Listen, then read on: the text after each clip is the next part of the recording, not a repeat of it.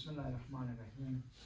جیسے کہ آپ کے علم میں ہے دوسرا خطبہ مشتمل ہوتا ہے حالات حاضرہ پر. تو دو مسئلے آپ کے نام پیش کریں گے. ایک جو ہے غزہ اور فلسطین کا معاملہ ہے کہ دنیا میں اتنی ترقی ہونے کے باوجود انسان دعویٰ کر رہا ہے کہ وہ ترقی یافتہ ہو گیا ہے اور وہ آگے بڑھ گیا ہے. اس کے باوجود اسی دنیا میں انسانوں کے بعض اوقات اپنے بنائے ہوئے قانون بھی ان کو انسان لاگو نہیں کرتا، ان کو فالو نہیں کرتا. آپ ماشاءاللہ یہاں تشریف فرمائیں، خدا آپ کو سلامت رکھے، لمبی عمر عطا کرے، صحت و سلامتی رکھے، آپ کو خدا عطا فرمائے. آپ یہاں عید منا رہے ہیں، نماز پڑھ رہے ہیں، لیکن غزہ کے مسلمان اس وقت یہ سہولتیں ان کے پاس نہیں ہیں، یہ امکانات ان کے پاس نہیں ہیں کہ ان کے مکان ان کے پاس نہیں ہیں، ان کے پاس لباس نہیں ہے، ان کے بچوں کے سکول ختم ہو چکے ہیں، ہاسپٹل نہیں ہیں، بیمار تڑپ رہے ہیں، ان کے لیے کوئی میڈیکل کی سہولتیں میسر نہیں، اور پورا عالم دیکھ رہا ہے. ہم اس دنیا اور جہان میں زندگی کر رہے ہیں اس وقت جہاں بعض کا ٹی وی پر یوٹیوب پر دکھایا جاتا ہے کہ بدکوں کا ایک ٹولہ ہے، روڈ کراس کرنے کی کوشش کی اس نے، تو افراد نے ان کے لیے راستہ چھوڑ دیا، گاڑیاں ان کے لیے روک گئی ہیں اور نیچے لکھا جاتا ہے کہ یہ انسانیت ہے. یعنی یہ معاشرہ ہے، یہ تمدن ہے. لیکن اسی کی دوسری طرف آپ دیکھیں کہ انسانوں پر کتنے ظلم ہو رہے ہیں. صرف ان بیچاروں کا قصور یہ ہے کہ وہ غزہ کے باسی ہیں، غزہ کے رہنے والے ہیں. ان کی تقدیر میں یہ آ گیا ہے کہ وہ ایک خاص علاقے کے رہنے والے ہیں، ورنہ وہ ہماری طرح آپ کی طرح انسان ہیں، عام انسانوں کی طرح ہیں. ان کو حق حاصل ہے سکون اور آسائش کی زندگی گزاریں، ان کو حق حاصل ہے کہ وہ امن و امان کے ساتھ رہیں، ان کو حق حاصل ہے کہ کوئی بھی ان کے در پہ نہ ہو.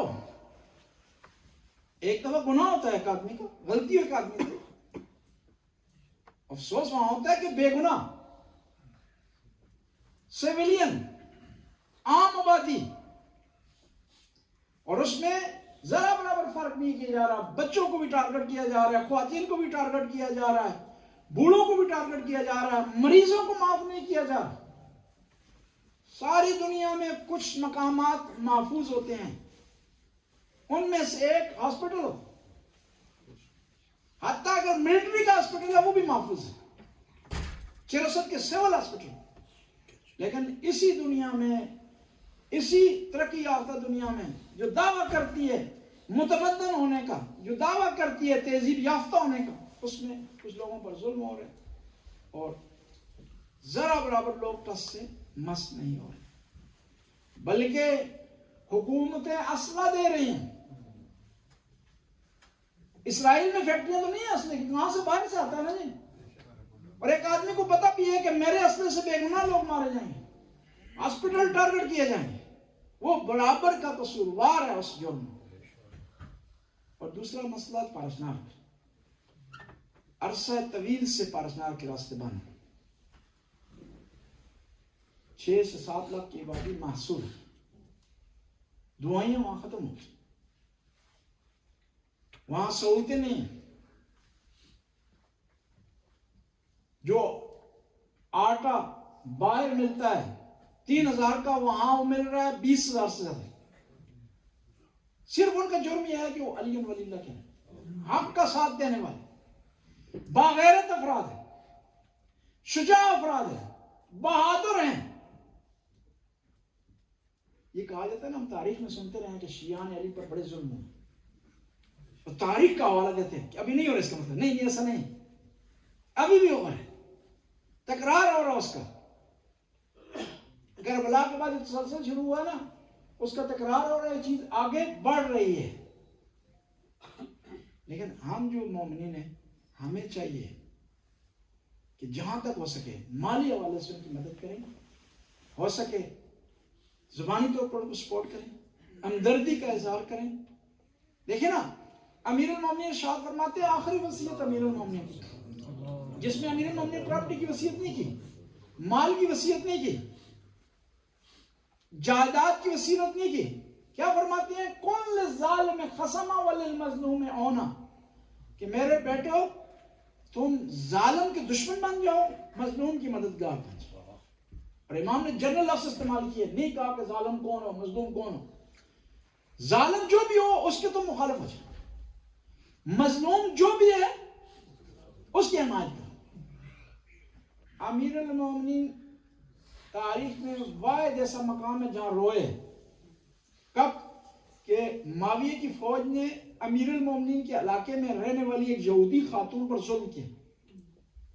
معاویہ کی فوج رات کو آتی تھی نا امیر المومنین کے علاقے میں حملہ کر کے واپس چلی جاتی، ڈاکوؤں والا کام کرتی، چوروں والا کام کرتی تھی، دہشت گردوں والا کام کرتی تھی.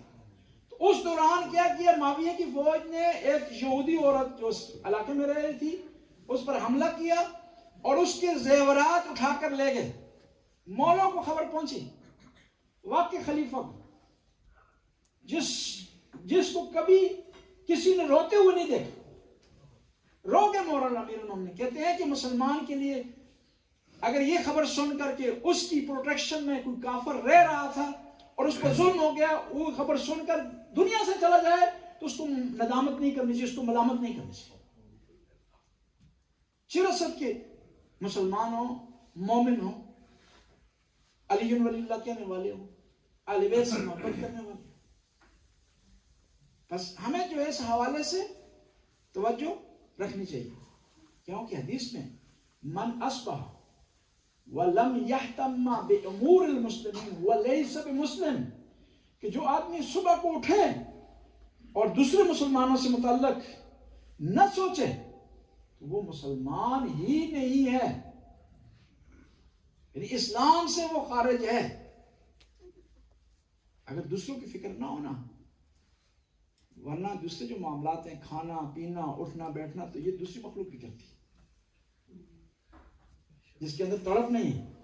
صرف اس کا کام ہی ہے جی کھاتا ہے پیتا ہے، بس اپنے لیے مال اکٹھا کرتا ہے، زیادہ سے زیادہ ہڑپ کرنے کی کوشش کرتا ہے. وہ تو دوسری مخلوق بھی کرتی ہے. تو اس میں تو دوسری مخلوق میں فرق نہ ہوا. فرق یہی ہوگا کہ انسان کو چاہیے دوسرے انسان سے متعلق ہمدردی کا اظہار کرے. زبان سے کر سکتا ہے زبان سے کرے، مال کے ذریعے کر سکتا ہے مال کے ذریعے کرے. ہر کچھ چارہ نہیں چلتا، کم از کم دل میں مظلوم سے محبت رکھے اور ظالم سے